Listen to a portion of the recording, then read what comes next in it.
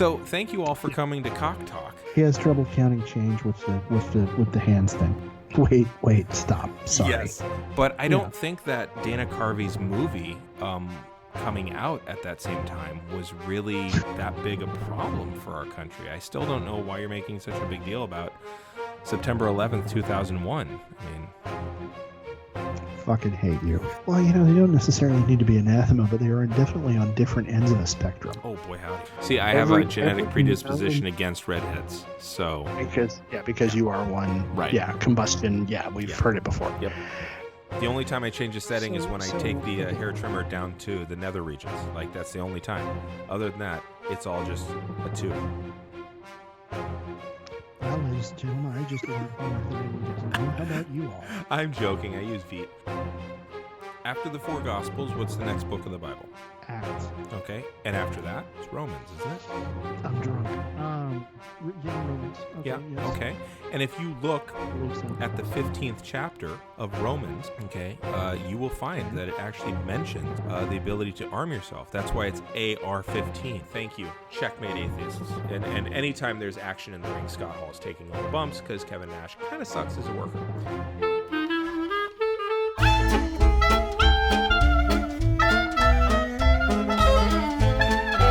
This is a Geek History of Time, where we connect nerdery to the real world. My name is Ed Blaylock. I am a world history teacher and part-time remedial reading teacher here in Northern California, currently doing my job over the internet. And I am actually capable of doing my job over the internet, contrary to what some people recently may have tried to tell Damian and myself. Sorry, that's very inside baseball, but it still pisses me off.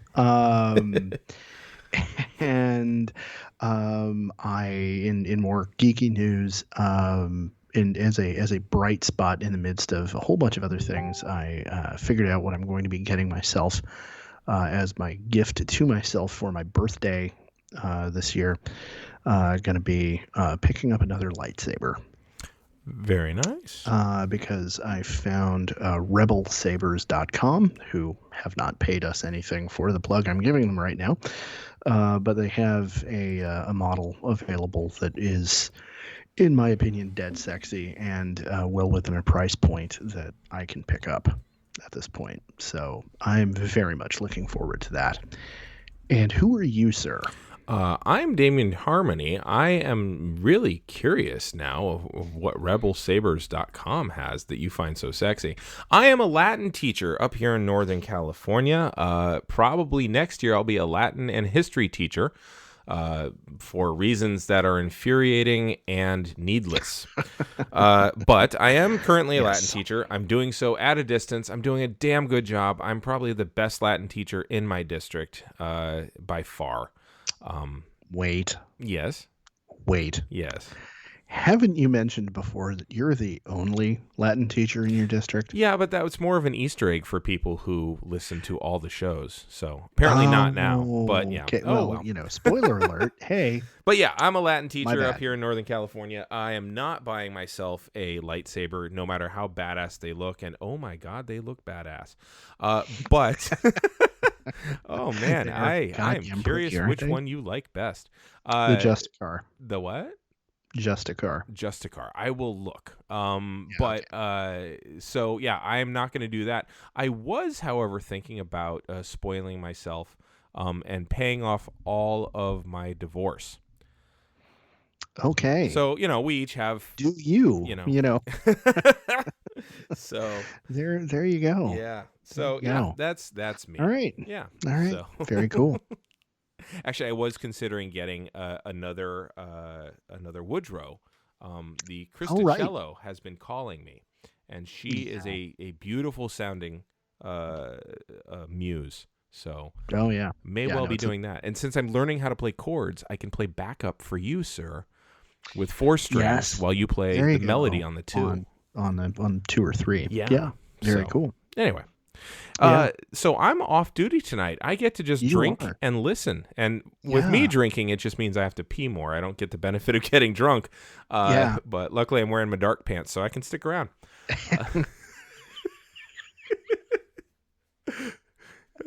And there, folks, you have gotten a sample of the level of our general maturity here. So there you go. Yeah. What you got for me Yeah. tonight? Well, so I'm going to open with a question for you. Okay. So we are both role-playing gamers Mm-hmm. as a hobby, a branch of geekdom that we have in common. Yes. And of course, we met through a Scion game, which Mm-hmm. is a pretty niche thing. Yeah. But real quick, what is the longest role-playing campaign you've been involved in? And I think you've shared the story here before, but it's worth repeating because it's awesome. Yeah, I was in a Star Wars West End Games. That is the D6 Star Wars. I think it's the most Star Wars that Star Wars role-playing games are, but it's entirely possible. That's because that's what I cut my teeth on. But I was in a West End Games Star Wars game that was set between episodes 3 and 4 at a time where episodes 1 through 6 were the only things that had come out, and there was a little bit of the Clone Wars. Like, we started in, well, I'll put it this way, it was a 15-year game that ended in 2015, which means we started before episode 3 came out. Wow. Yeah. So it was here's the thing. Damn. Same characters, same storyline, same group for 15 years. They saw me through 2 marriages. Wow. Yeah, they saw me through as many marriages as I have degrees, come to think of it.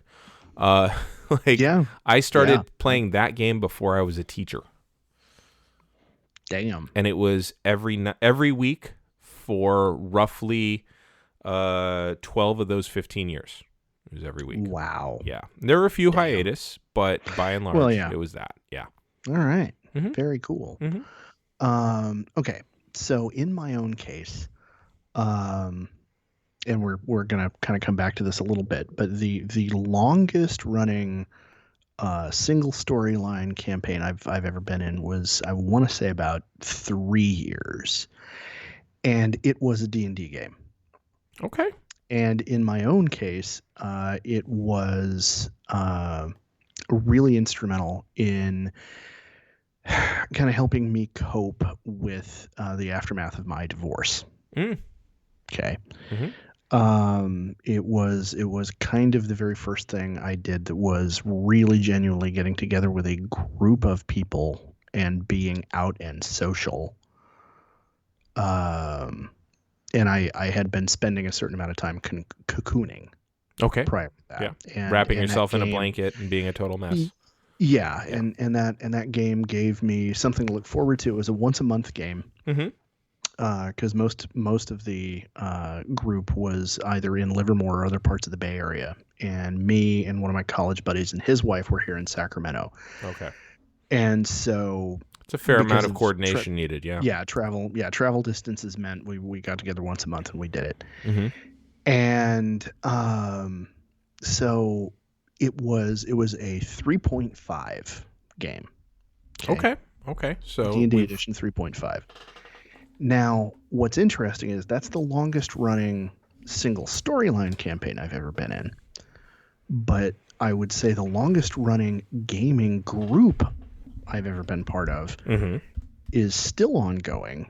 And like any kind of long running, jam band, members have joined and left and come back. I'm one of the ones who's left and come back.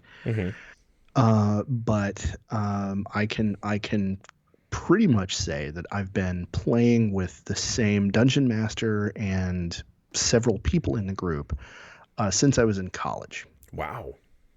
And that has changed editions over time, obviously, as the game has changed editions. But we're back right now playing in a second edition game. Wait, you went backward 1.5 editions. Yeah, and well, actually, we went back farther than that because, of course, now if we were up to date, we'd be in 5th. No, but from your starting point, though, or was that a different? Oh, this is a different group. The college game actually started when 2nd edition was, still the standard. And so that experience, the experience I've had as a D&D guy, Mm-hmm. like I enjoy a lot of other games.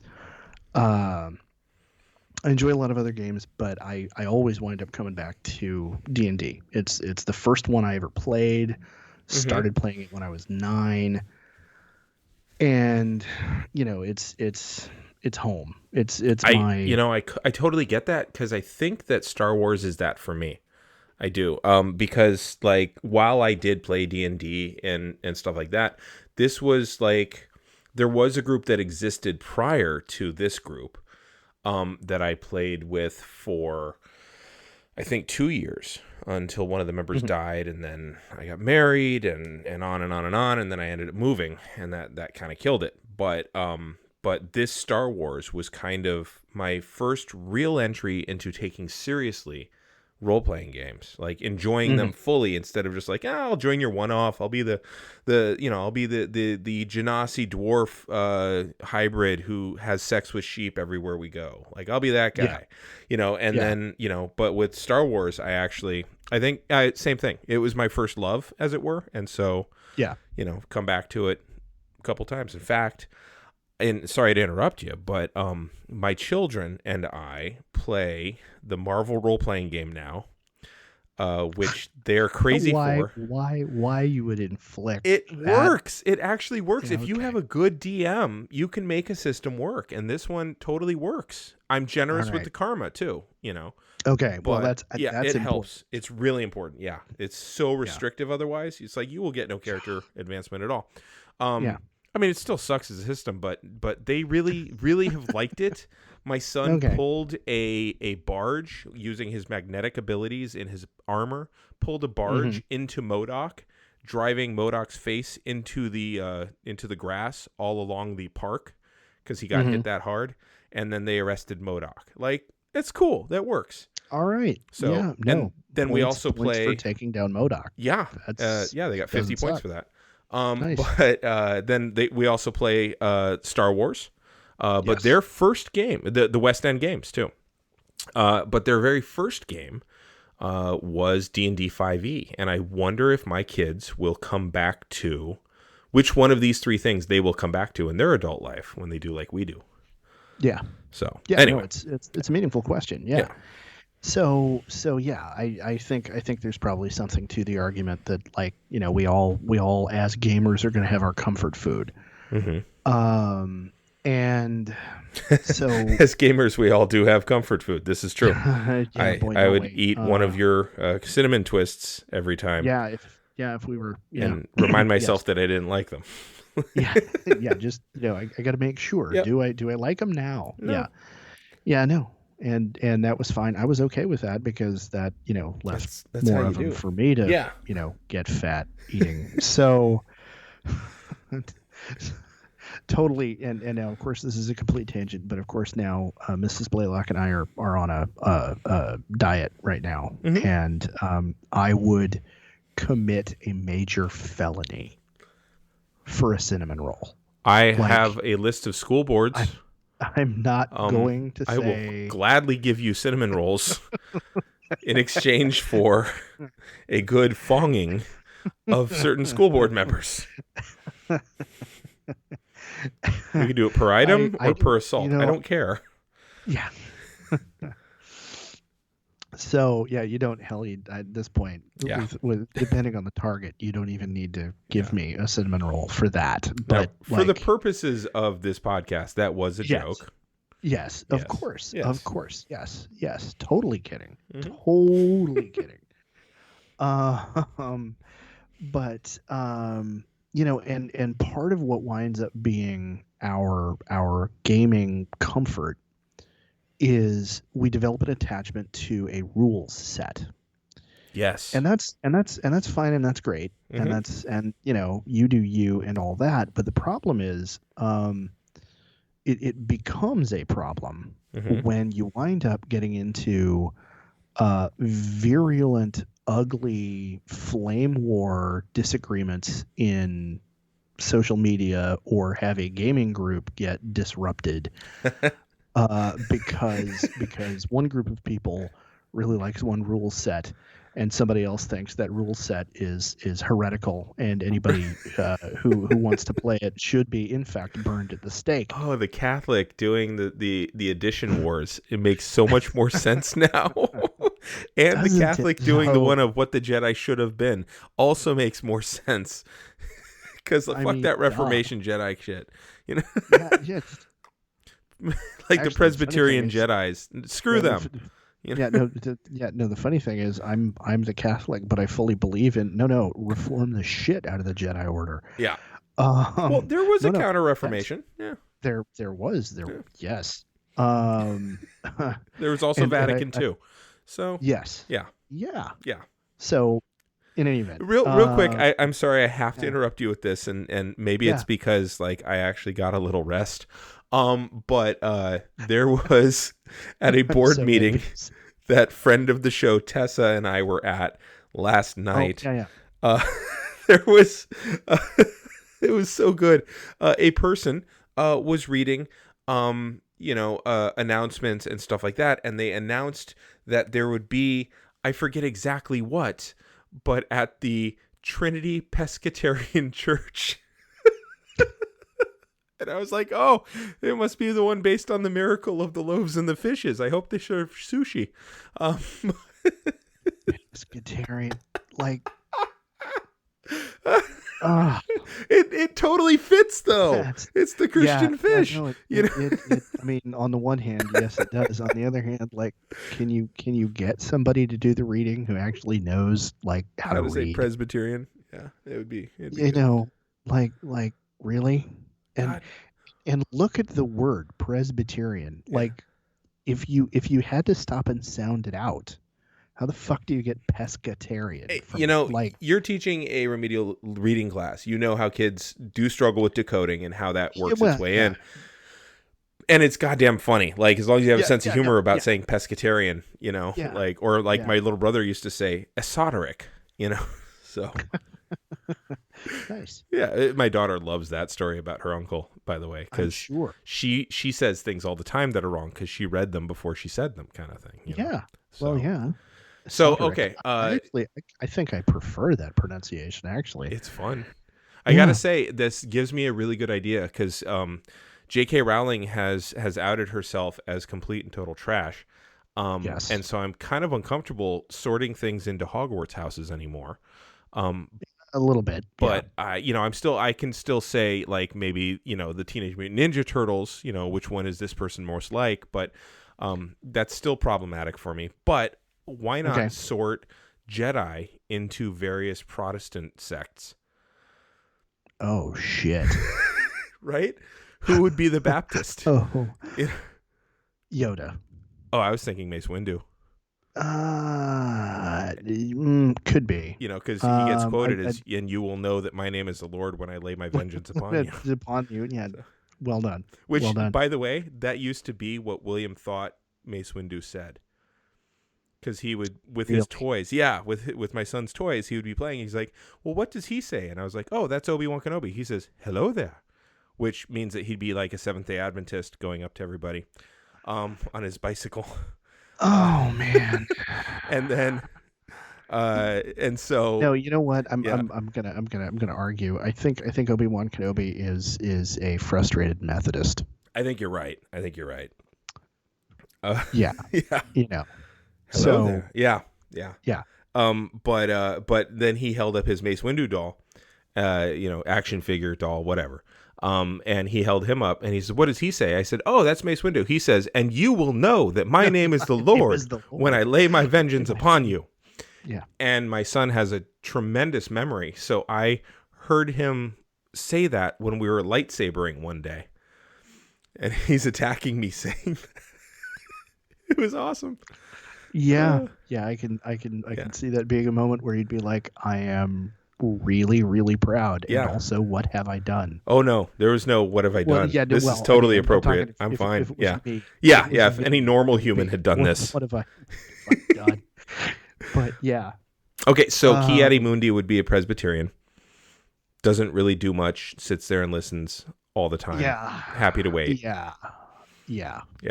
Okay, I've totally Yeah, no, derailed your okay, conversation. yeah, no, but write that down though for a future That's episode. really, 'Cause you know what? I'm going to that email could that to be us that right could now. be Yeah. yeah, that could be a hell of a lot of fun. So, but what I want to talk about tonight Mm-hmm. is you already used the phrase. I want to talk about the edition wars, because over the course of D&D's life in particular, I mean, there are other games that have been through multiple editions without anything like this happening. Mm-hmm.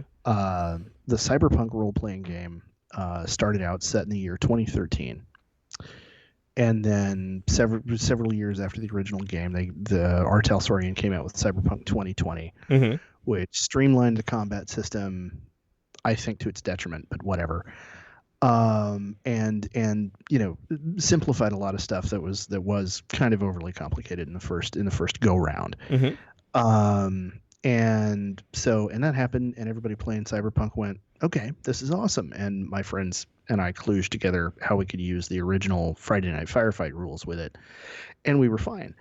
The World of Darkness games are now they're kind of being reborn, but they're in a third or a fourth edition now.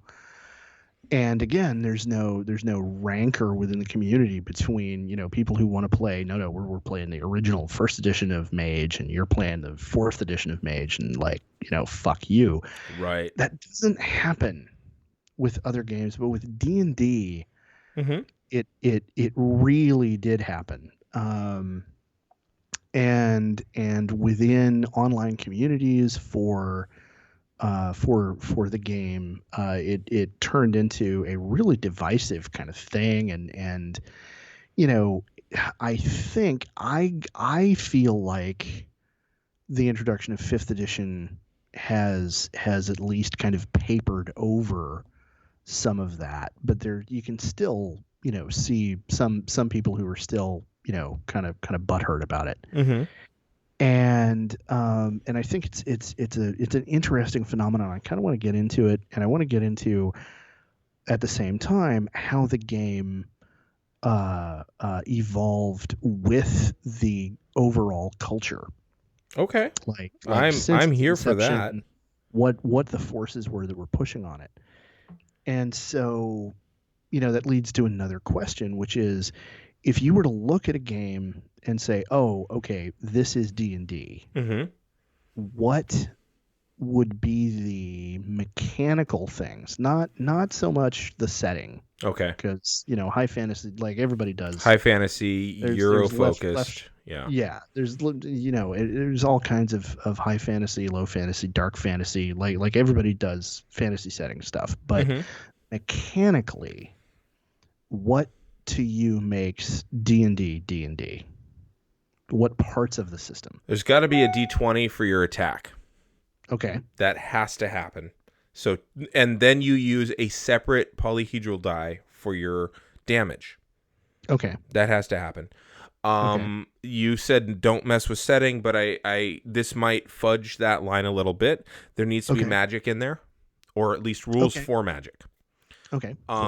There does not, in my mind, I grew up with D&D as being theater of the mind.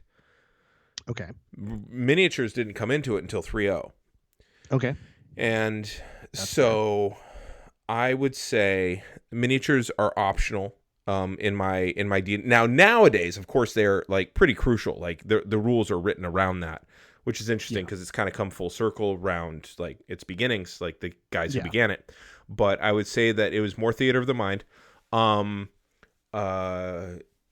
I would say, let's see, you need rules surrounding magic. You have rounds.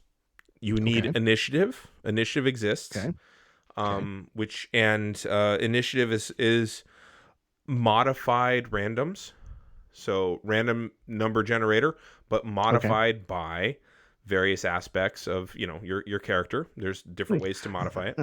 Like the alertness feat. Yeah. If you're playing fifth, like, hell yeah, why not?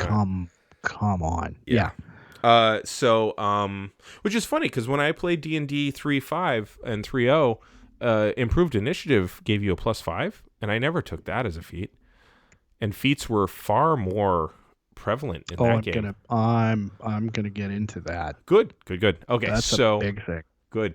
All right, so you need a D20 to hit, a separate die for damage. You need rules governing magic.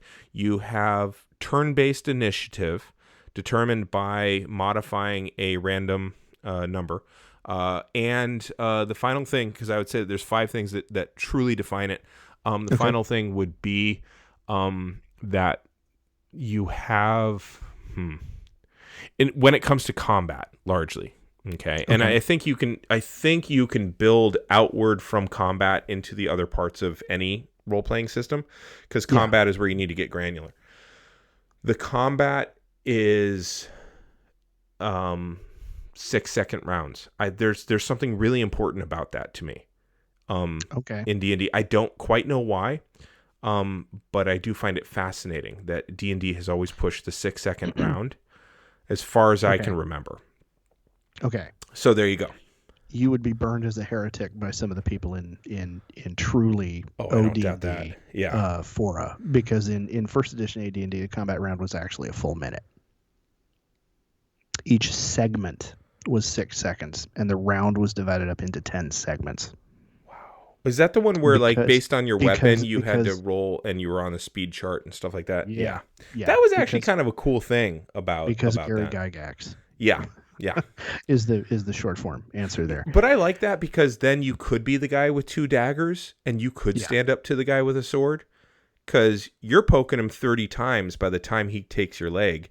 You've already ventilated him. Yes and no. Yeah, I mean, within there's limits, yes. But it does allow for, hey, I want to be the guy who's very lightly armed, but I'm going to attack 4 times tier 2.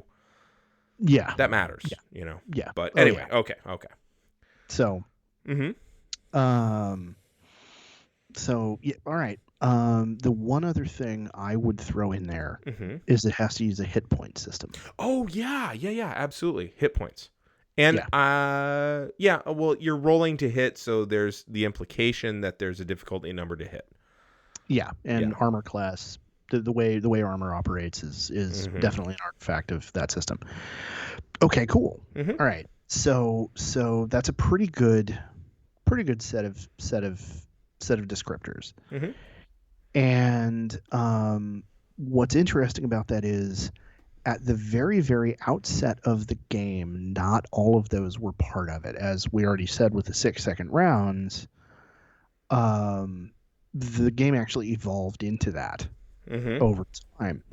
Now, the very first rule set for Dungeons and Dragons is nowadays referred to as OD&D. And there's a whole, because there's an internet community for everything. There's a whole internet community for guys our age and, somewhere between 5 and 10 years older than us, who were there at the beginning, who were playing the original edition of the game, who have developed their own throwback games to try to get the feeling of what OD&D felt like. Okay. Why would they want to get the feeling of that? Because it's their comfort food. Because when they were because when they were 14, 15, that was what they did. And I mean, that's my explanation for it. They would probably argue that there's some kind of, virtue to the system that you and I don't see, right? Because it's not our thing, But yeah. So anyway, the very first rule set was published in 1974. It's often referred to as the Brown Box, or OD&D, original D&D. And it was based on a wargaming set of rules that Gary Gygax was involved, either had developed or was involved in developing, called Chainmail. And the idea had been, okay, well, we're playing these games that are largely historical, and so Gygax then said, well, you know what? Let's see what we can do if what if we want to have the Romans fight a dragon? And he came up with some fantasy rules for that. And okay, well, what if the Goths had a wizard? and came up with some rules for that. Mm-hmm. And very early spells like Fireball and Lightning Bolt were some of the first ones, because again, we were looking at what if you had a wizard on the battlefield.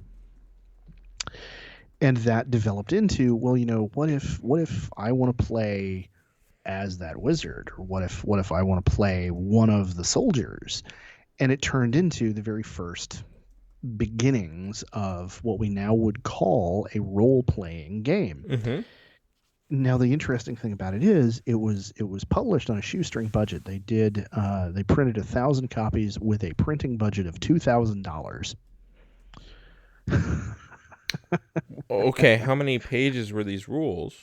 I'm trying to remember, somewhere in storage, Ballpark it for me. back at home. I want to say, well, it wasn't a full size book. Okay, so It came in a little, little booklet. So, Okay.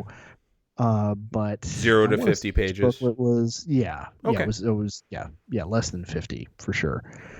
And the thing is, the very first set of rules for OD&D actually assumed that players, number one, were familiar with the measuring systems from chainmail, because it used chainmail's systems of measurement and movement and that stuff. Mm-hmm. And it also actually required that players have a separate game from another publisher. If you were going to do anything outdoors in the wilderness, you had to have a copy of Avalon Hill's outdoor survival game. Oh, wow. Okay.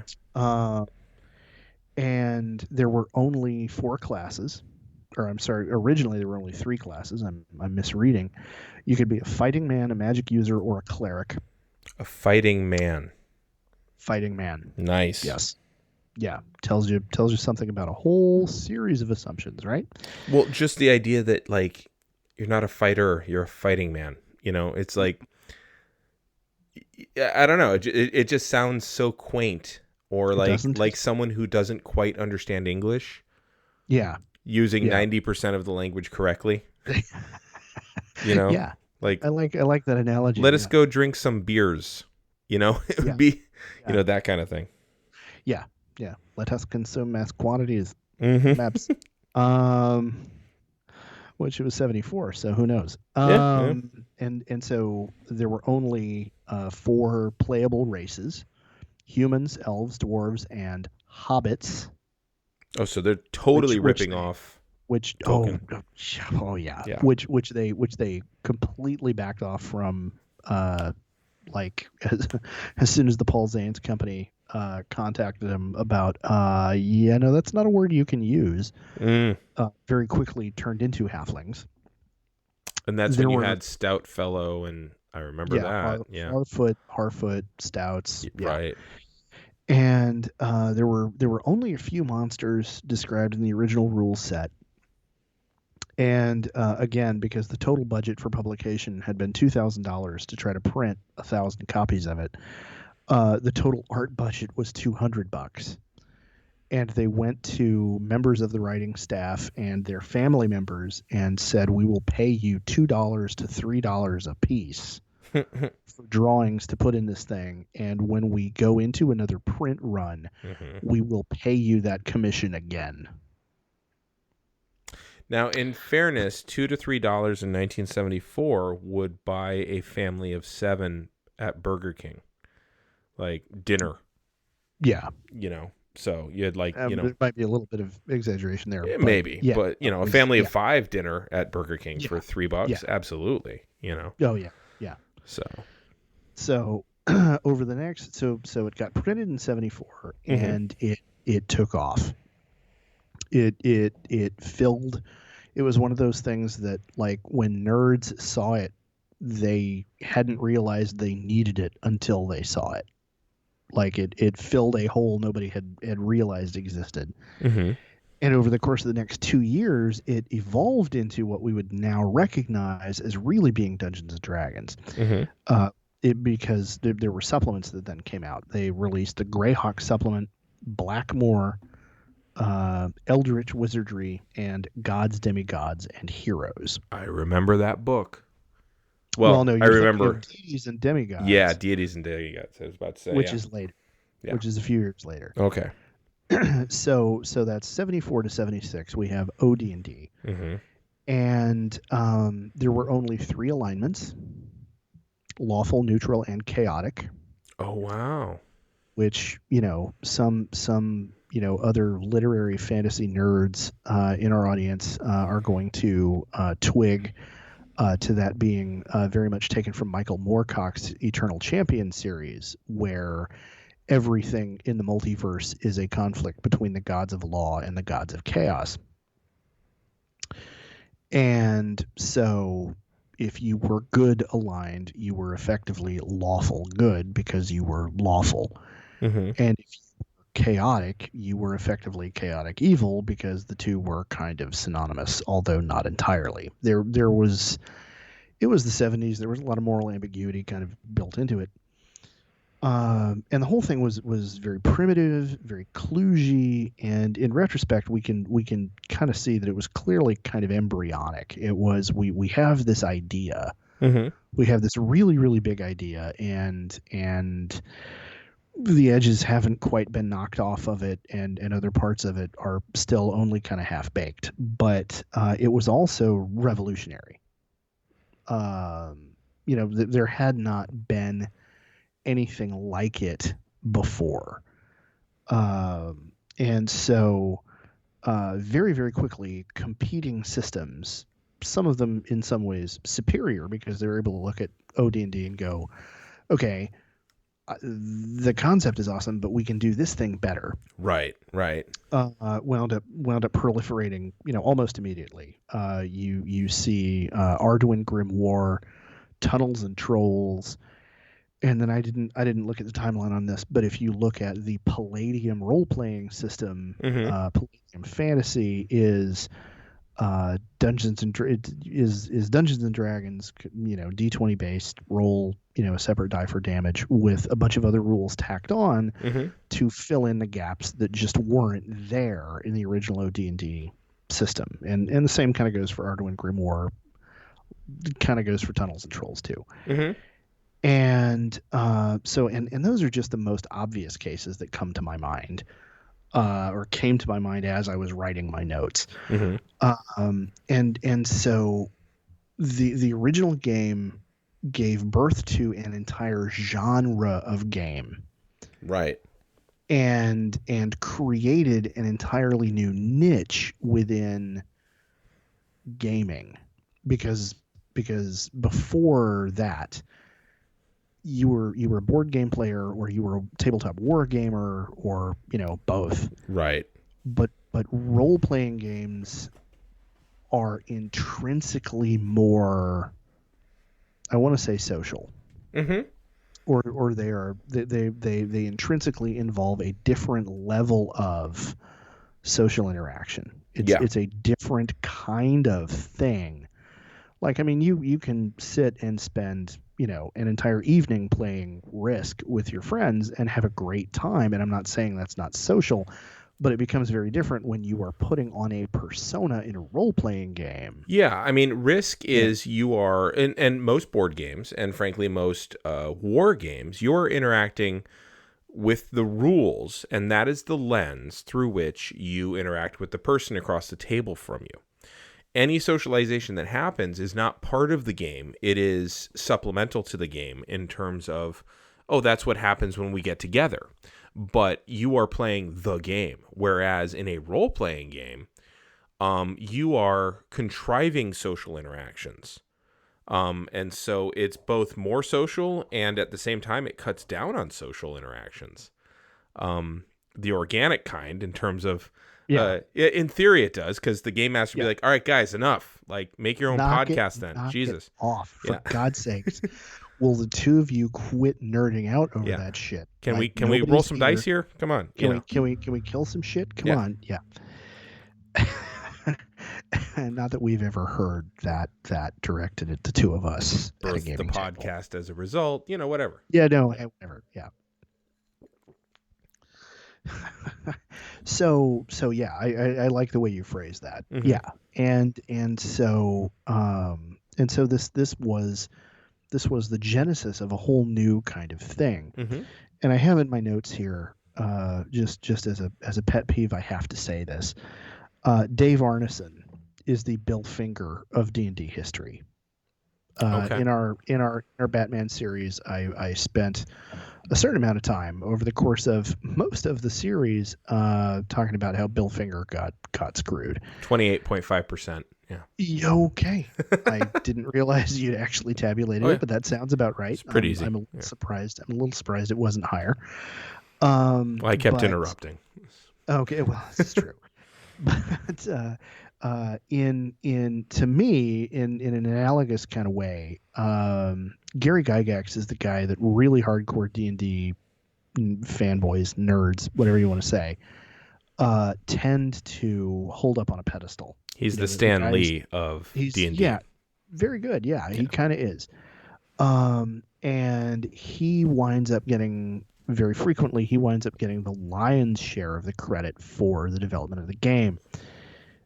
Dave Arneson was a teenager when he and Gary Gygax met up. And Arneson came up with a set of the Blackmore rules, Mm-hmm. which were he saw chainmail, and he saw what Gygax was doing with chainmail, and he said, I like all of that. I'm going to add some things to that. Mm-hmm. And so several statistics were Arneson's idea. And without, I could probably write a short episode, but an episode about exactly what the interaction was there. Mm-hmm. But Arneson was responsible for a significant number of the pieces of the game that make it recognizably D&D to us today. And Gygax wound up making most of the money off of it. Right. Rather than Arneson. And so I just need to get that off my chest. Arneson deserves a lot more credit. And again, he's the Bill Finger of D&D history. So they had developed this game, and they had put it out there. And then in 75, they started up, first off, they started the company, Tactical Simulations Rules, TSR. And they started a magazine, The Strategic Review, also TSR, as a newsletter and magazine to support. Originally, it was to support like tabletop war games in general and D&D specifically, but very quickly it got separated into two separate magazines. One specifically to focus on D&D, and the other one for all of the tabletop wargaming stuff. And then eventually the wargaming centered one got absorbed into the D&D one completely after 7 issues. And so that was The Dragon, which later became Dragon Magazine. I remember that one. Oh yeah, I spent so much money in my adolescence on getting Dragon every month. And so Dragon was role playing focused, with the lion's share of attention paid to D&D, but also to other role playing games. TSR developed Boot Hill, a Western game. I remember that one. Gamma World, a post apocalypse science fiction game. Top Secret was their espionage RPG, and all of those had articles in D&D, but the lion's share in Dragon rather, but the lion's share of the magazine focused on stuff for Dungeons and Dragons. And so that meant both the staff at TSR and players and dungeon masters in the community were developing new rules, new classes, new systems, setting ideas, all that kind of stuff. And between 76 and 77, a whole lot of this stuff got introduced in Dragon Magazine. Gygax took all of it together, edited it, compiled it, and turned that into first edition Advanced Dungeons and Dragons. Okay. So we're seeing actually, not to spoil the ending, but like they still do the same model with Unearthed Arcana, game test, release a book that Yes. compiles all of that. That's interesting. So it's Yes. kind of open sourcey, but not quite. Like that's a hell of a model. In that Yeah. they put it out there to the public, and people would likely give feedback and stuff like that. So it's not like they're begging for content, but in some ways they have outsourced or open sourced editing and review. Yeah. Maybe not even officially, but they've done so. Yeah. They're getting ideas from outside their own editing staff. Now, some of the classes that showed up in Dragon never became official because somebody's gaming group came up with it and it was just fucking broken. Right. There were multiple different attempts to come up with a berserker class long before AD&D came up with the barbarian. And a lot of them were just way broken. So that's just one example. But so first edition Advanced Dungeons and Dragons took all of a whole bunch, not all, but a whole bunch of these ideas that the TSR staff, and to a lesser extent, but it was there, the community had submitted, and then other stuff that had been printed in adventures and supplements, all of those rules got rolled together into this new rule set. And so this is again, just reminder, this is first ed AD&D. Correct. And so this is the one. Yeah. A lot of folks will remember the original cover of the player. The first printing cover of the Player's Handbook was the adventuring party in the underground temple, with the big leering kind of devil-looking statue with jeweled eyes that they were. The party thief was trying to carve the gem out one of out the eyes. The eyes. Now, of course, the version of the book that I remember is often referred to as the blue cover or the wizard cover, which was the second printing several years later, which had a wizard fighting, looked like some kind of imp kind of thing, winged critter. It was an easily cover. And so anyway, this was my introduction to the game when I was 9 years old at a gifted and talented program in Hawaii. They were actually having a learn how to play Dungeons and Dragons was a thing for this enrichment program on Saturdays. And I was hooked. Like, nice. That was it. I was done, like, forever after that. Like, wait. You mean to tell me I get to do what now? Okay, I play a paladin. Those don't exist yet. But I play a paladin. Oh, no. By the time AD&D came out, they did. Oh, okay. There you go. The Player's Handbook included rules for paladins. Now, paladins had been introduced in OD&D somewhere between 76 and 77 as if you are a lawful fighter of this level, you can become a paladin.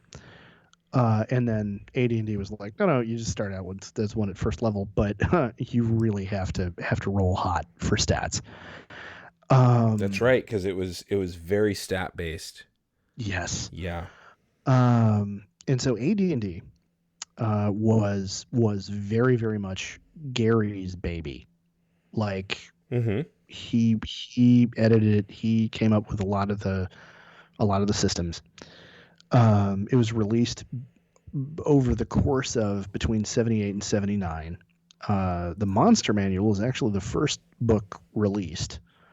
Then the Player's Handbook, and then the Dungeon Master's Guide. Wait, what did people fight prior to the Monster Manual coming out? Well, in OD&D, like, if you bought an adventure, there would be stats for whatever monsters were there. Okay. And in the supplements to the brown book or brown box, there had been, stats for monsters there. But this was, hey, we're updating the rules set. Here's what those monsters look like now. Right. By the way, if people want to find out more about first ed fighters and stuff like that, I strongly recommend they listen to episodes 22 and 23 of this very podcast. Yes, and you can learn a little bit about Gary Gygax's cultural assumptions there. Yeah. Speaking of cultural assumptions, also, we did another episode on the history of orcs, Yes. where you did, and that's episode 36. So Yes. there you go. Yes, thank you for that. Yeah. I had fun during those. Pissed you off so bad. Oh my God. So, but the new rule set was way more detailed and way more granular than OD&D had been, and it is clearly recognizable to modern players as being, okay, no, this is very clearly the template on which modern D&D was built. Mm-hmm. It introduced, as we've already talked about, it introduced new classes, and the alignment system that has now become like an internet meme. Even if you don't play D&D, you know that, Superman is lawful good, Batman might be neutral good, or he might be lawful evil, depending on which of the meme charts you look at. Yeah.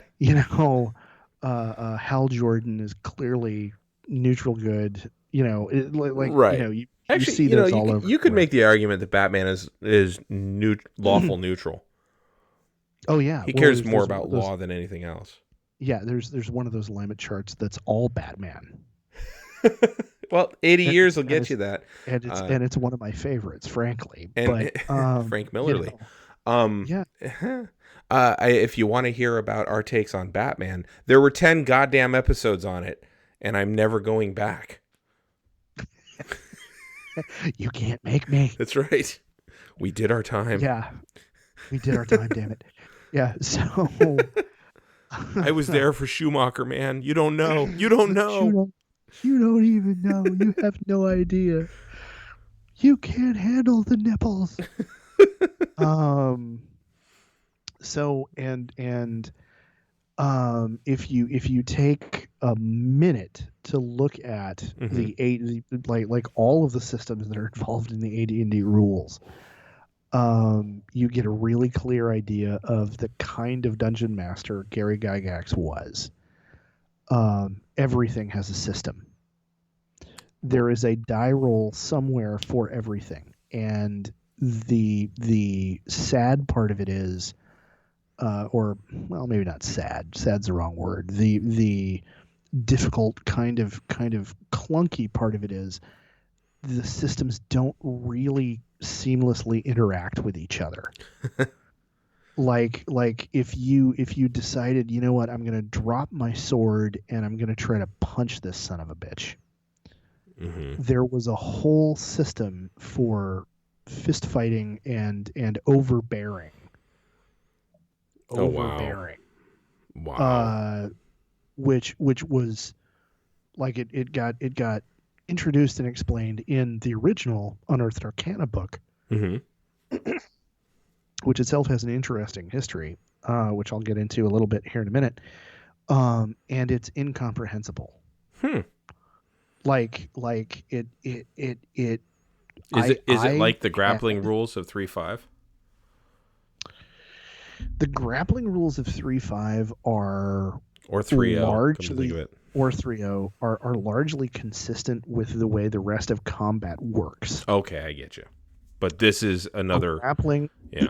trying to overbear an opponent in first edition AD&D was like, okay, we're gonna need to get out a separate battle mat kind of situation. Like sure. we're gonna like everybody else sit tight. Like one of the complaints about Cyberpunk and Shadowrun was, okay, the net runner is now going to do his thing. Everybody else, go get a drink, go do whatever you're going to do, because we got to do this separate game within a game. Yeah, it's a game within a game, yeah. And it's like it's percentile based, and it's really complicated, and like just look, man, just roll a die and figure it out. Like generously, it was thorough.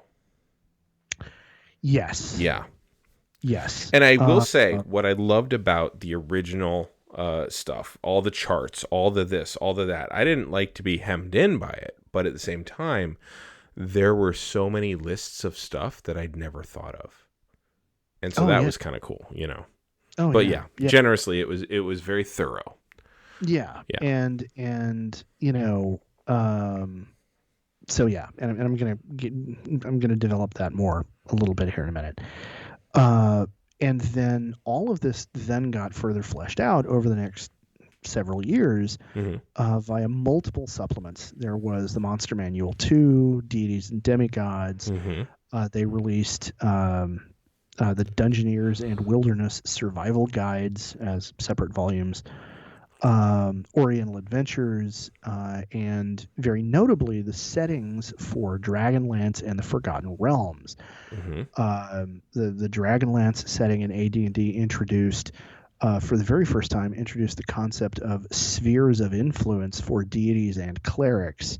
And it's the first place that we start seeing, well, you know, okay, you're a priest of Mishakal, so you get a bonus healing spell.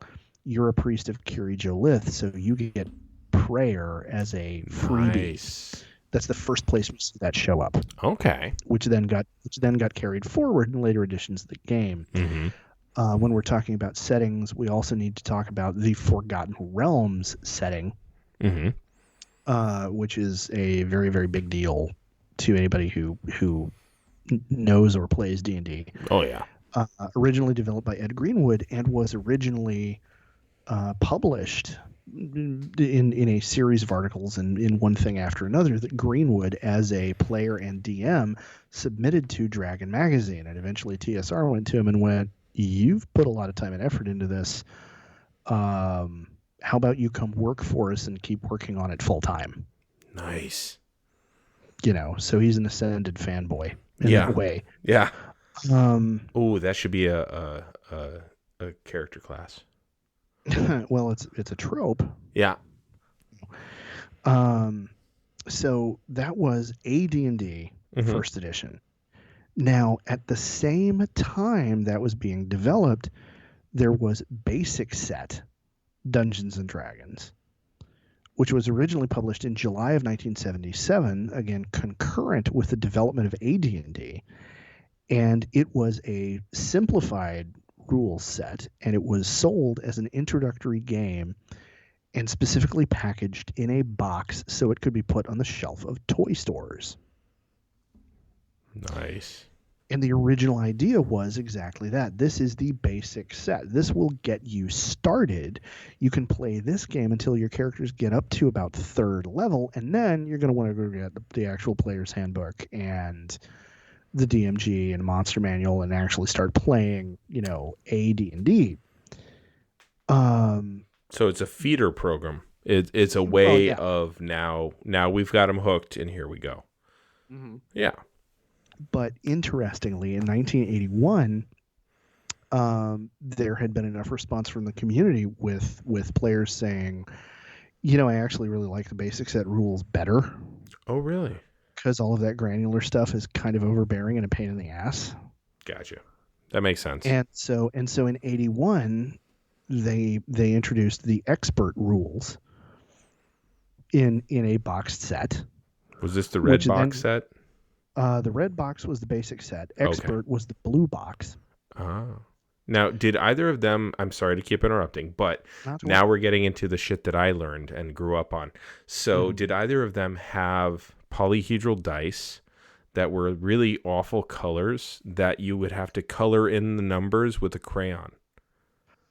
Like a puke green and a kind of shitty tomato, overripe tomato red. Yeah, depending on which print run you got, I'd say yes. Okay. And yeah, they frequently would come. The basic set I think came often with a set of dice, and yeah, they would be the kind that didn't have painted numbers. You'd have to fill them in yourself. Oh yeah, and you know, again, it's worth noting that you know, companies like Chessex, who now are, you know, basically a dice company. That's what they do. Previously, they'd been a subsidiary of Nabisco, and they sold, you know, the little crackers that taste like cheese. Yeah, Yeah. Nice. Yeah. Nice. Good job. Thanks. Good job. Well done. Well Yeah. done. You're slipping them. We're way into the episode. Well, I was really interested in all this other stuff, and I did bring Yeah. up pescatarian. So That's true. Yeah. All right. Okay. In fairness, I was we'll quoting that, but yeah. Yeah. So, but dice companies, printers of other supplemental materials, publishers of other Right. supplemental materials, they're all part of this new game ecosystem. Mm-hmm. And I mean, I could be wrong. It could be that, other kinds of polyhedral dice were, well, I mean, they were already extant, but all of a sudden they had a whole new market Yeah, you needed them. people, yeah. And so, created a great deal of growth within that whole, again, business ecosystem. And so the basic set, again, led into the expert set after 81, and then that expanded through the companion set, the master set, and between companion and master, that would take your characters all the way up to level 36, which became this kind of magic number.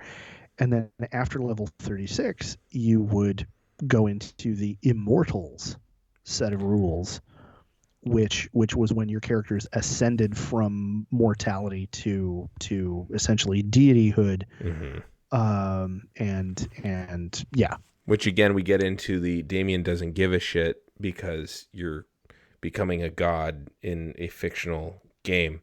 I want to go live a world. Here is a good point to point out that producer George, when I first met him, he and I worked together at Egghead Computers. Okay. It was not even Egghead Software by that point. It was Egghead Computers by the time I got there. Now, I always get to things when they're on the downslope. So, but I shut down businesses after business after business in Walnut Creek. It was great.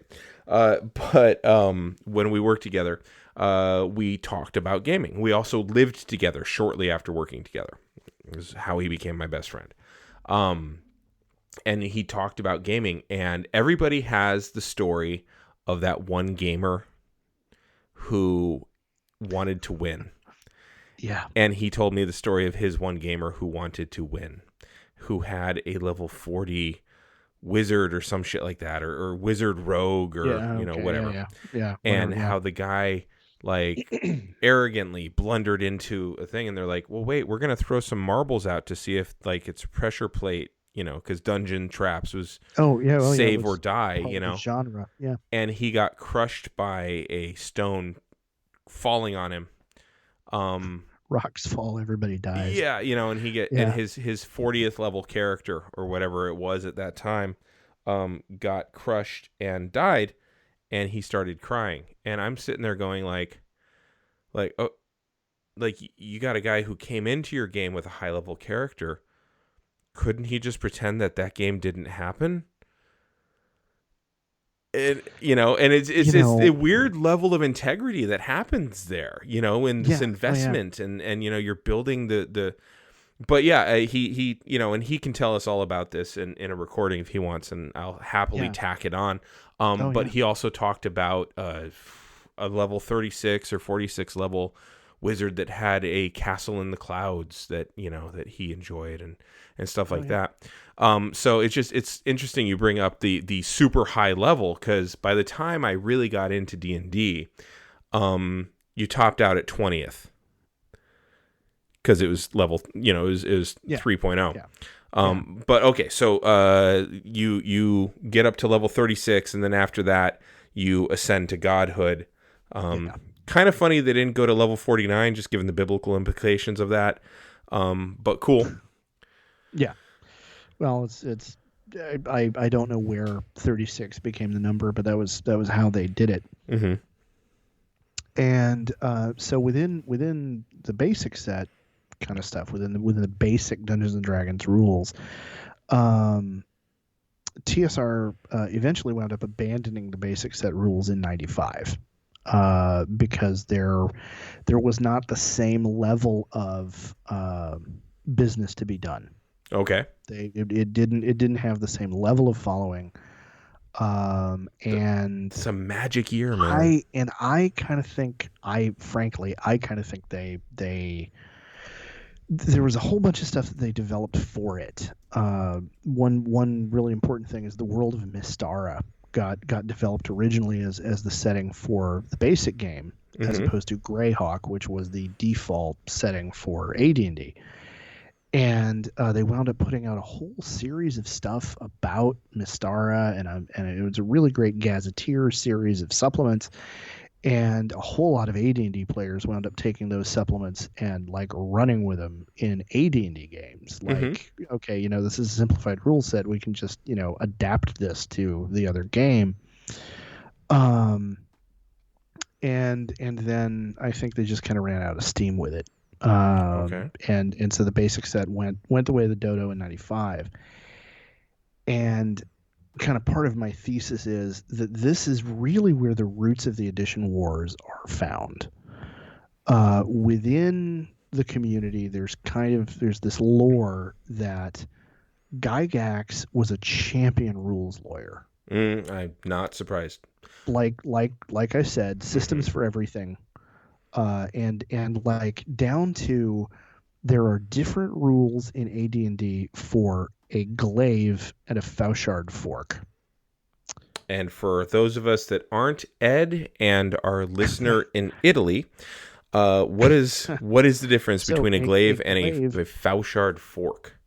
Both of them. First thing I'm gonna say is what they have in common. Okay.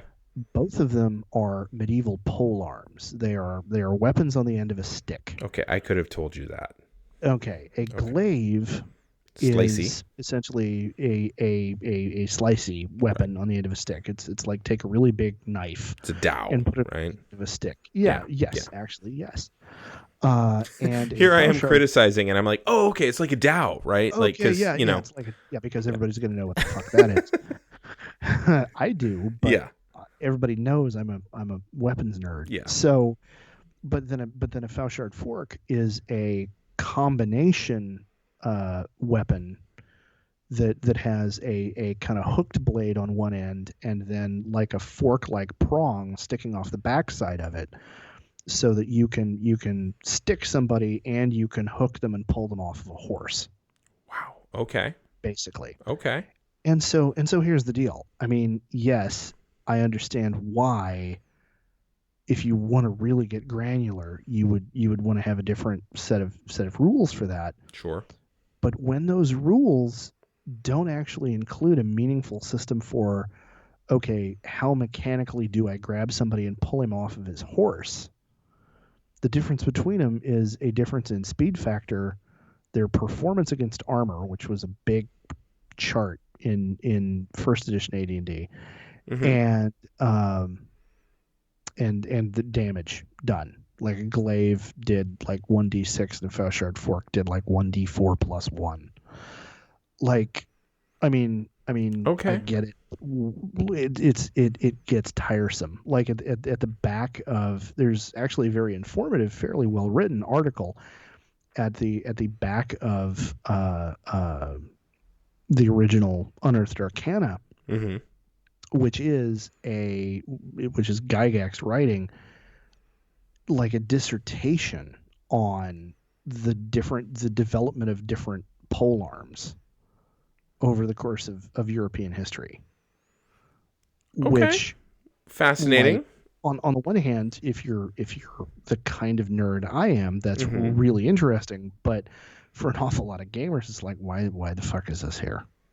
Right. I want to hit monsters over the head and take their shit. Why do I care?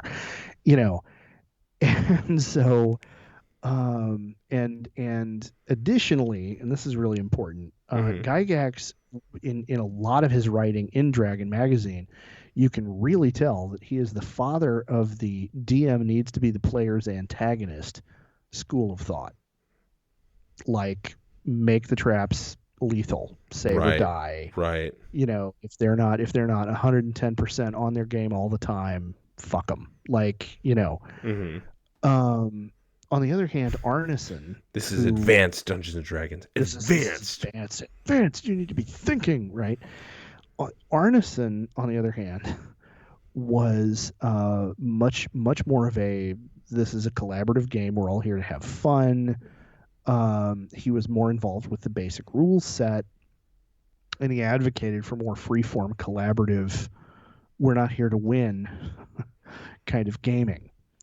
And I'm speaking in as you like to say, I'm painting with a broad brush because it saves time. But Absolutely. that's kind of the roots of, I would argue, the ideological differences between people who are attached to different editions of the game. Some lend more toward that and others less so. Yes. Okay, that's fair. Yeah, I could definitely see that. And I could definitely see if you were one of the OGs who came up on OD&D, then you would absolutely just be, again, we talk all the time about the fish not noticing that it's swimming in water. That would just be the water you swam in because you came from Battle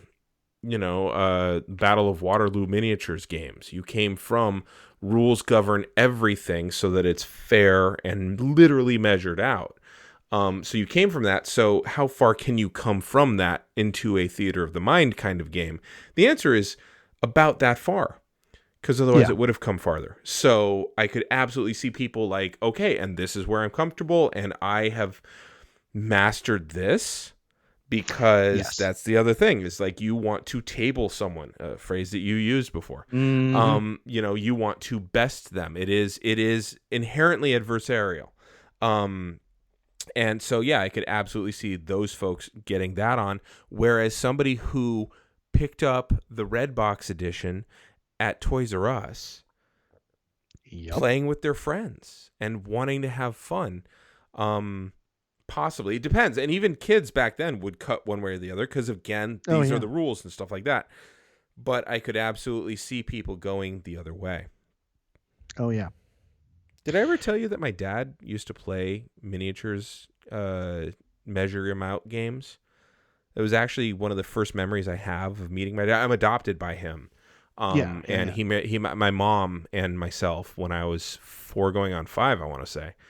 And he had all of those. So one of my first memories was helping him. I said the Battle of Waterloo on purpose, helping him set out his Prussian soldiers that he had painstakingly painted. And they're in like 4x5 squares of each guy. Ranked up. So what's one of my first memories? He has reached out to me recently. It's not like we're out of touch or anything, but he listens to this podcast. Hi, Dad. And he's probably sick of our statting people out D&D stuff because, it's indulgent.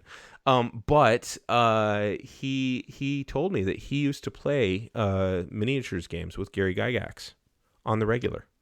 Really? Yeah. Okay, then I wanna hear what he has to say. I will, Dad, go ahead and text me as much of a narrative, or just put it in Facebook Messenger as much as you want, Dad, and I will copy that and send that to Ed so he can read it. So, all right. So anyway, back to what you were saying. Yeah. So now I want to step away because we've now gotten up to 79. Mm-hmm. And I want to step away for just a second to get into and this is where we bring it into the real world part of the podcast. So in both forms, Dungeons and Dragons became a sensation. By 1981, there were more than 3 million players worldwide. TSR grew rapidly into a 500-pound gorilla in the game industry because they were the first ones to come up with this idea, and they had the advantage there because of it. Like I just mentioned, there was a whole industry that wound up growing up around it. Dice miniatures, all that kind of stuff, which had existed before, but now there was this whole new branch and this whole new niche in this whole new microclimate, if you will, within that ecosystem. Sure. That was dominated by TSR. And I would argue that wargaming in general wound up growing out of the soil that D&D kind of dug up. D&D broke up the ground, introduced more people into the milieu of tabletop gaming Sowed the and dragon's its teeth, if adjacent you kind will. of stuff. Yeah. Oh, very nice analogy. Thank you. Yes. And then other games grew around Dungeons and Dragons. Some of them were fantasy. Many of them were other genres. There were, Traveler comes out, a couple of years later as, one of the really first, semi-hard science fiction games. But they're all responding to the core ideas of Dungeons and Dragons in one way or another. Mm-hmm. And then that led to a huge mainstream backlash in the late 70s as AD&D was coming out in the late 70s and into the 1980s. And I want to talk about what was going on in that era. So, of course, we're talking about a huge rightward shift in the dominant politics of both the United States and the UK. As we've spoken in our episodes dealing with Conan as well as Warhammer. Yes. Yeah. So Reaganism and televangelism are on the rise in the United States. And there was, of course, all of the massive insecurity involved in the Cold War, combined with the insecurity of the multiple fuel crises and everything else that had happened. Everybody was shaken up. Everybody was angry. Everybody was worn out. And at the same time, there was this bizarre rise of a mass hysteria around Satanists. As I had talked about when I was dealing with some of my Batman issues. Yes. Yes. And there were these like the biggest one, of course, was a huge conspiracy theory that we can kind of see the roots of QAnon in now, where suddenly people started telling stories about kids in daycare centers. Specifically in Florida, Montessori schools. Yeah. Yeah. Being subjected to satanic rituals. And it's just fucking nuts. Oh yeah. And into that environment, of course, now you see AD&D showing up where there's magic and there's all of these fantasy elements. And in the monster manual, of course, there is an entire section devoted to, if your party wants to go up against the forces of hell, here are all of the types of devils they might run into. Right. And by the way, we've statted out Asmodeus at the same time, and Beelzebub and several others. Monster Manual 2 went into more detail with him. At the same time, if you want to go into the abyss and face the forces of chaotic evil, here are demons. Right. And these are all the different types of demons, and here are a few named demon lords. And of course, so you have this environment where there's this mass panic about Satanism. Right. Now, real quick, they statted out demons and devils. I noticed that you left out imps. And it's because they're notoriously hard to stat out because, as we all know, imping ain't easy.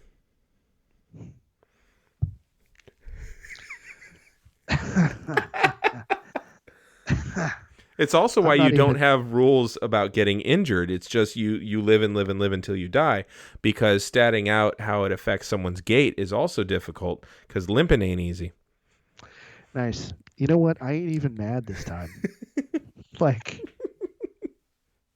I'm just gonna let you have those. Sure. Because that's actually those for whatever reason I'm in a mood. It hasn't been a good day, sir. So hey, what was the name of the guy who did all the fantasy drawings? Boris something or other, I forget. Vallejo. Yeah, Boris Vallejo. You're thinking of Vallejo. Yes. And I noticed that all the women always had really, really like flowing locks of hair. And it's because the difficulty, because in the 80s, everybody had like curly, semi-permed hair. And the reason is because drawing hair flowingly is a lot simpler than drawing it with like little kinks in it, because crimping ain't easy.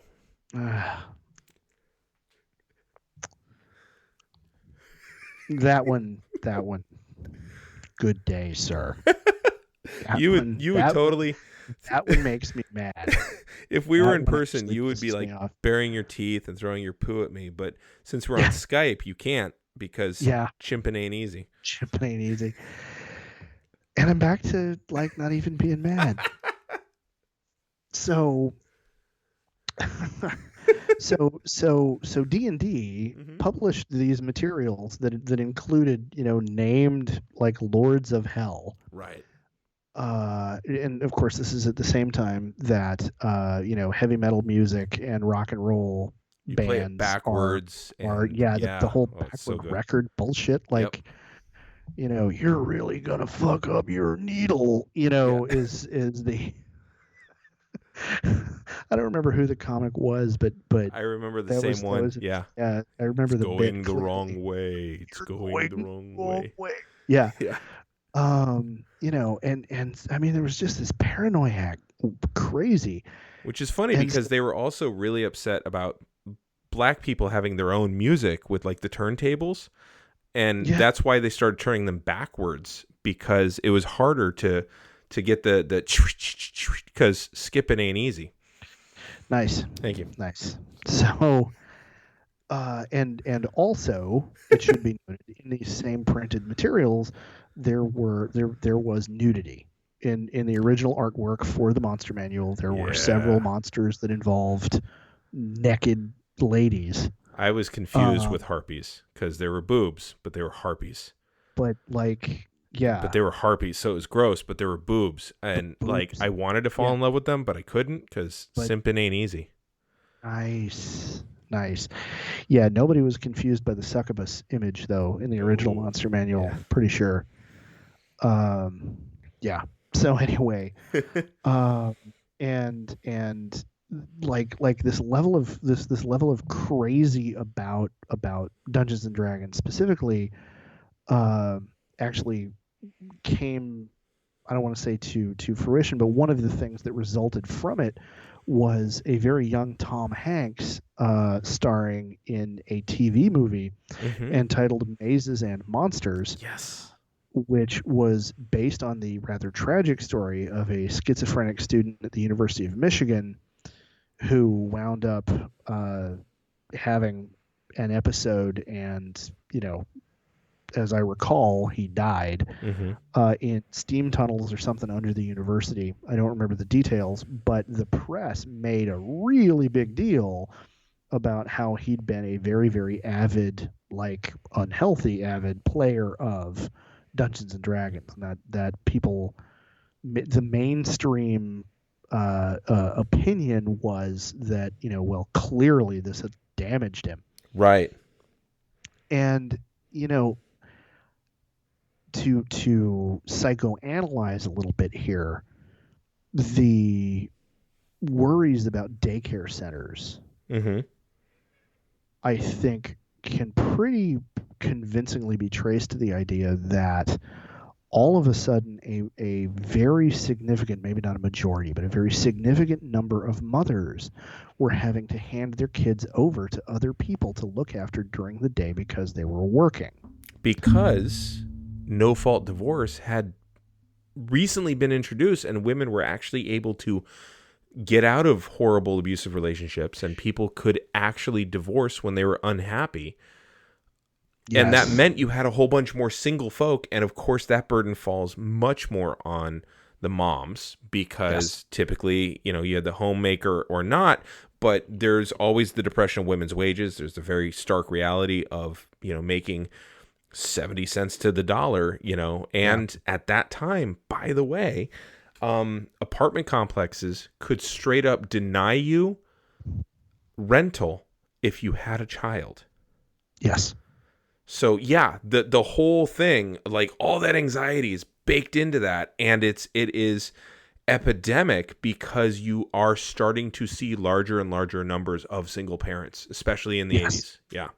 Oh yeah. And so we don't know what they're really up to with their kids during the day. Right.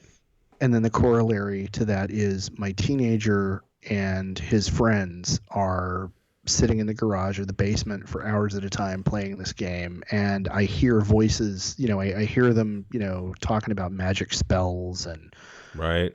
Beelzebub, and I flip through their books to see what they're up to, and I see naked women, and, Mm-hmm. and like, what are they doing with my kid with the daycare centers, and it's what is my kid up to Mm-hmm. with D&D. And so we see this huge level of crazy, Mm-hmm. like, for lack of a better word, it's this paranoiac, like, nuts kind of reaction to it. And I think I'm going to pause there Okay. because, Good idea. speaking of kind of schizophrenic kind of issues, I also want to get into what the popular entertainment landscape looked like at the same time, and I think we can kind of start with that I like it. next time around.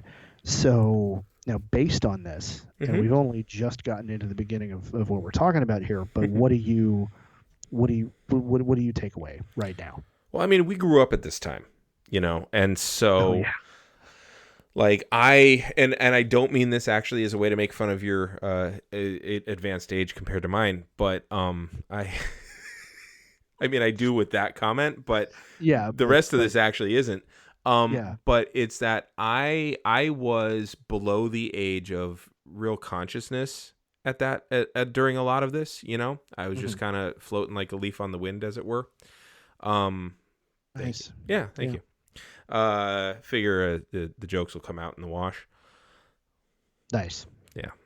Nice. So, but Too soon. yeah, too soon. Did you see that thing where it was make a nerd cry in 5 words? And it was like a leaf on the wind. Nice. It was good. Yeah, that's a good one. So anyway, so yeah, I was coming of age, or I wasn't coming of age. I was coming into the age of consciousness. You were coming of age. Producer George was coming of age. Like, you guys were getting into it as prodigious kids who like that kind of stuff would do at that age, right? So a lot of it missed me. I wasn't really, like, I was baked into it already. But a lot of it missed me. So I came to it a little bit later, after it had already, risen up, settled. Like, the souffle had gone flat a couple times by that point. So I, my experience was not a loyalty to that system necessarily, but the world was always kind of interesting. Now what I find interesting though is what the confluence of D&D, satanic panic, evangelicalism, ultra conservatism taking a foothold, mass media starting to market toward all that, by the way, youth groups becoming very popular in churches as a way to keep kids out of trouble, all those kinds of things, all those kinds of things, that's where I'm coming in. And so I didn't really see like those kinds of connections as they were happening. I look back as an historian and go, yeah, they're all there. But I didn't, as Adam Savage might say, well, there's your problem. Yeah, but I didn't get any of the benefits of the cool shit that was freaking out the parents. Really? I mean, my first introduction to D&D ultimately was through my dad. Yeah. And I mean, there was a game that we played on the computer, and Dad, shout out when you find this. Like, there was it was a text-based game only, on the computer, and you would just read the thing, and you would, choose, you'd hit this button or this button, and it would take you to the next part. Zork. I don't think it was Zork though, because we always did off-brand shit. Like, when kids had Nintendo, I had the sad-ass Sega. But the one that like opened up to press is Sega, that one. So I didn't even have that. So, yeah. But like and by the way, that's another thing that was coming up at that same time, was gaming systems and things like that. Yeah. So I find it so interesting that behind all of these things that I just took for granted, there was an entire ecosystem, as you had said. And I again, I only was touching the artifacts, as kind of like cool things that were around. I wasn't diving into them, and nor was I aware of all these things, of the development and stuff like that. So it's been really interesting to hear about a time that I lived with my historian ears. You only adopted THAC0. Yeah, exactly. I was raised in it. Yes. I didn't really learn. I did not see a positive armor class until I was a man. Yeah. But like I played AD&D second ed, if such a thing exists, and I might be calling them weird things. Okay. I played that. That was as an adult. Like I played that when I was 18, like that's what I started on. And that's basically when I started. Doesn't mean I hadn't been exposed, and I'm a big old nerd and stuff like that. But so it's just really interesting to like learn about the ecosystem that is behind it all. It's yeah. So thank you for that. All right, very cool. So, yeah. So hey, so what you reading lately? What do you want to recommend to folks? What do I want to recommend to folks? I am right now reading a lot of student work, and I do not recommend that to anyone. No, nor I. But I am going to recommend very strong, even though I'm not reading it right now, the original Dragonlance trilogy. Oh. Is a beloved series to a great many people, and I am one of them. How old it is would a person have to be to appropriately enjoy it? I picked them up for the first time in middle school.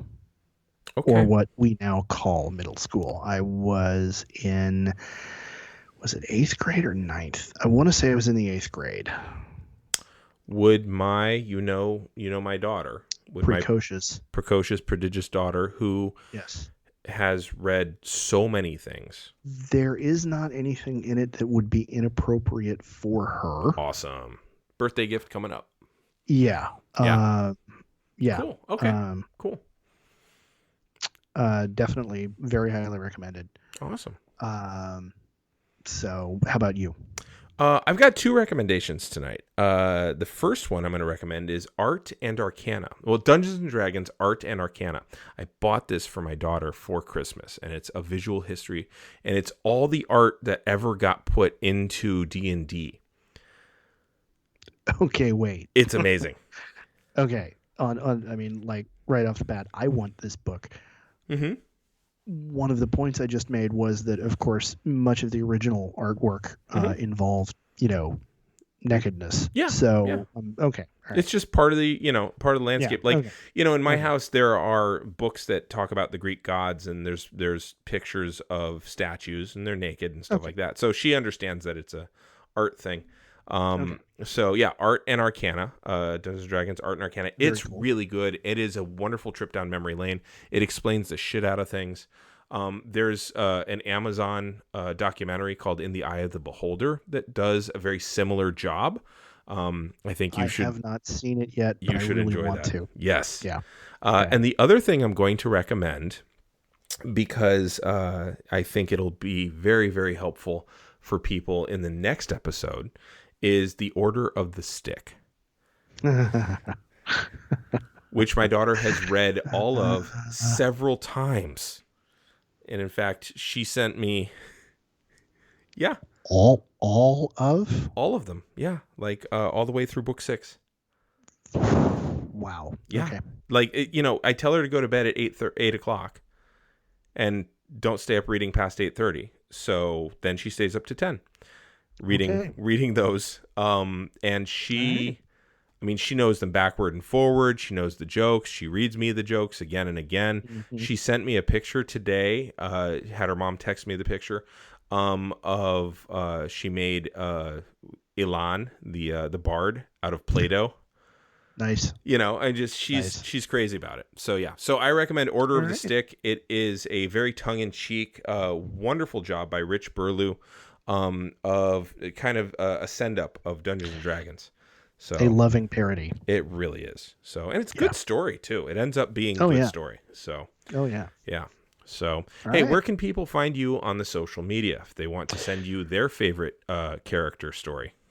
on the social media, and I would love to hear them, by the way. Mm-hmm. If you're listening to this, I for a certain percentage of our audience, I've already heard them because, I was there when they happened. But for anybody who's not one of those folks, or even if you are, you can send those stories to me at ehblaylock on Twitter or ehblaylock on Instagram. Mm-hmm. And if, of course, you want to tell us collectively that we have completely butchered some aspect of this history, you can let us know at Geek History Time Mm-hmm. On Twitter. And how about you? Where can they find you? You can find me at Harmony on the Twitter and the Instagram. There's 2 H's in the middle of that. You can find me right here on this here podcast. In fact, do us a favor. If you're on Stitcher, if you're on Spotify, or if you're on the iTunes store, subscribe. Hit that subscribe button. Doesn't cost you anything. Rate, review, give us the 5 stars you know we deserve. If you think we deserve less, give us the 5 stars. It's pandemic. What do you want?